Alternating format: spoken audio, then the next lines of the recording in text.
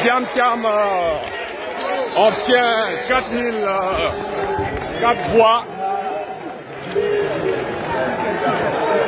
Il est vainqueur de ce scrutin et devient le successeur du président Henri Konan Bédié. Tidjane Thiam vient de faire son entrée sur la liste des personnes intouchables de la Côte d'Ivoire. Même si Alassane Ouattara a essayé de saboter l'élection du PDCI-RDA il y a quelques jours, tout est finalement rentré dans l'ordre. Et depuis hier, Tidjane Thiam est devenu officiellement le concurrent numéro 1 de Alassane Ouattara pour 2025. Comment? Je t'explique tout. Hier, Tidjane Thiam a été élu par 4001 votants, faisant de lui le tout nouveau président du PDCI-RDA. Il succède donc à feu Henri Konan Bédié, le dernier président de cette formation politique, avant Philippe Koulibaly, son intérimaire. Que va-t-il faire maintenant? Commencer à mettre en place ses pions pour la prochaine élection présidentielle de 2025? En tout cas, il a intérêt à le faire. Voici ce que je pense. Tidjane Thiam doit tout refaire pour que le PDCI-RDA domine dans le nord de la Côte d'Ivoire, ancien bastion de ce parti politique, avant la création du RDR a devenu RHDP. Mais il faut avouer que cela va être difficile, car le parti du président Alassane Ouattara, le RHDP, a remporté 60% des scrutins municipaux, et 80% des régionales, il y a 2 mois. Notre ami a donc du boulot qui l'attend. Parce que Ouattara décide de se présenter pour un 4e mandat, attention.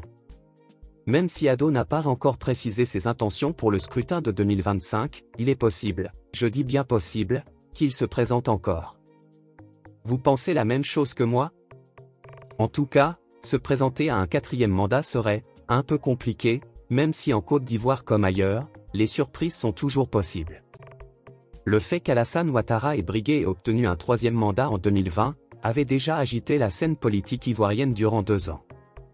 Mais personne n'a eu le courage de parler, même la CEDEAO. Mais dans tout cas, que va devenir Soro Guillaume? Dans ce pays, Soro nous a fait croire que Tidjane Thiam a essayé de le kidnapper. Avec la nouvelle position de Tidjane Thiam, c'est sûr que Soro a du souci à se faire. La seule solution pour lui maintenant sera de critiquer le parti PDCI pour avoir un peu de buzz. Mais je me pose une autre question les amis. Et si tout ceci était bien calculé? Et si Tidjane Thiam était l'ami secret que Ouattara veut positionner discrètement, pour prendre le pouvoir en 2025? Laisse-moi ton avis en commentaire s'il te plaît. 34 voix pour le maire de Cocody, 4001 voix. Qui obtient 4001 voix. 96,48%. Le président, voici donc le résultat enregistré. Puis au scrutin sur la Libérer l'espace. Monsieur le Président du PDCI-RDA, nous venons de finir. Du PDCI-RDA. Il y a eu 4179 votants enregistrés pour ce scrutin tant attendu en Côte d'Ivoire. 32 bulletins nuls ont été enregistrés. 12 bulletins blancs ont été retenus. Jean-Marc Yassé a obtenu 134 voix, soit seulement 3,23%. Tout le reste du pourcentage est revenu à Tidjane Thiam. Tidjane Thiam est ingénieur et dirigeant d'entreprise. Ancien ministre de la Planification et de la Programmation du Développement, il est un grand nom de la finance mondiale.